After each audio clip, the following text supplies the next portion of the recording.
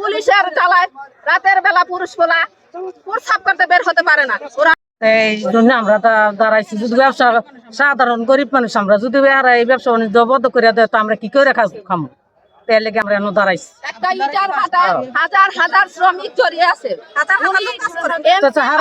উনি কেন আমাদের গরিবের মতো, আমাদের মতন গরিবের পেটে লাথি মারে?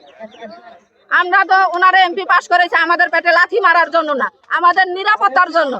পুলিশের চালায়, রাতের বেলা পুরুষ পোলা প্রস্রাব করতে বের হতে পারে না। ওরা যাকে পায় তাকেই দইরা নিয়ে যায়, কোনো কথা বলার টাইম নাই।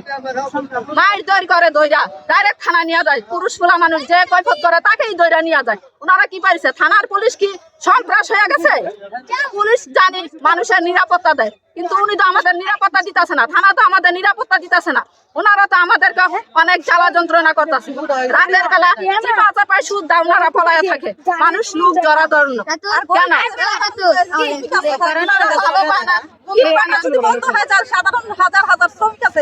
কি করে চলে খাইবো? আমরা ব্যাংকের মাধ্যমে লোন নিয়ে আমরা গাড়ি করছি, তখন এখন যদি ওনারা যদি আমাদের গাড়ি চালাইতে না দেয়, আমাদের পেট কিভাবে চলবে?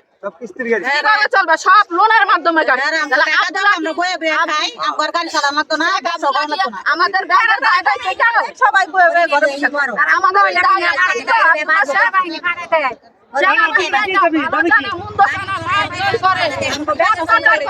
জুলুম ভাবে অত্যাচার করে, সব সময় ভয়ে আতঙ্ক থাকে। আমাদের কাজকর্ম করে খাইতে দিতে হইব। ইটের ভাটা আছে বন্ধ করে দেয়। ইটের ভাটা কি থানায় আইন প্রশাসনকে কি সরকারকে কি ব্যাট দেয় না?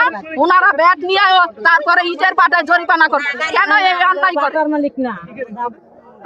আমাদের দাবি একটাই, আমাদের কাজকর্ম করে দিতে হবে, মাটির কাজ চলতে হবে, ইটের ভাটা এবং চালু করে দিতে হবে। আর যদি সব কিছু বন্ধ করে দেয় তাহলে আমরা এই কইতে দাও।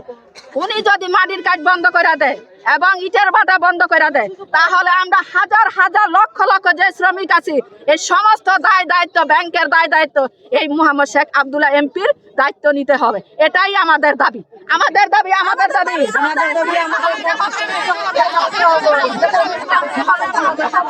10-12 বিঘা জমি মাটি জন্য কিনা হয়েছিল, তার মধ্যে হয়তো 1 বিঘা বা 4 বিঘা কাটছি, কিন্তু ওই যেগুলো ভিডিওতে দেখাইছে ওগুলো আগের কাটা। ওনারাই আগে কাটছে, আগে কেটে ওগুলো দেখে। 27 বিঘা বাকি আছে। উদ্দেশ্য ছিল মাটি কাটার জন্য, হ্যাঁ উদ্দেশ্য ছিল মাটি কাটার। মালিক পক্ষ টাকা পেয়ে গেছে, মালিক পক্ষ সবাই টাকা নিয়ে নিচ্ছে। হ্যাঁ আমাদের এই ডকুমেন্ট আমাদের বন্ধ করে দেন, এমপি সাহেব বন্ধ করে। হ্যাঁ ডকুমেন্ট আছে, এমপি সাহেব লাগলে বন্ধ করে দেন। আমরা যে আপনার জন্য জমিটা কিনছি, আপনি আমার টাকাটা ফেরত দেন, এরকম একটা ব্যবস্থা করে দেন। আর নাহলে আমরা কিস্তিতে টাকা নিয়েছি, কেউ গাড়ি কিনছে কিস্তিতে,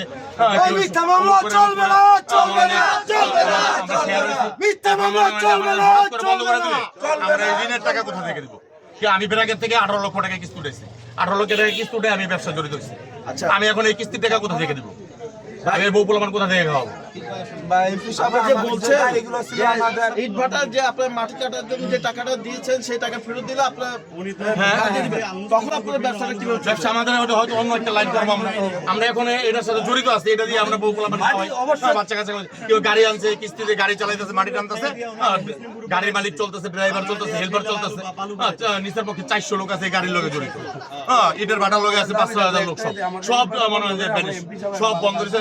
লেবাররা এখন কাজ করতে পারে মাটির লেগে, বেটারা ওটা খাওয়ান নেই। কাজ না করতে হলে মালিক পক্ষ টাকা দিব। মাটি কাট বন্ধ করার কথা কইতেছিল, আমরা মাটি কাট বন্ধ করলে আমরা চলবো কি করে স্যার? মাটি কাট চলতে মাটি কাট চলবো, খোলা চলবো, আমরা কাজ করে খাবো। আমরা গরিব বাঙাল আছি, আমরা কাজ করে খাবো, শ্রমিক আমরা চলবো কি করিয়া? আচ্ছা, মাটির কাটের জন্য এই যে রাস্তাঘাট, ধুলাবালি এবং অন্যান্য যে সমস্যাগুলো হচ্ছে, এগুলো তো মানুষের ক্ষতি হচ্ছে, তো সেই বিষয়ে আপনি কি বলবেন? এটা কিছু ধরা ধরা কাজ চালা আমরা পরিষ্কার করে রাখবো।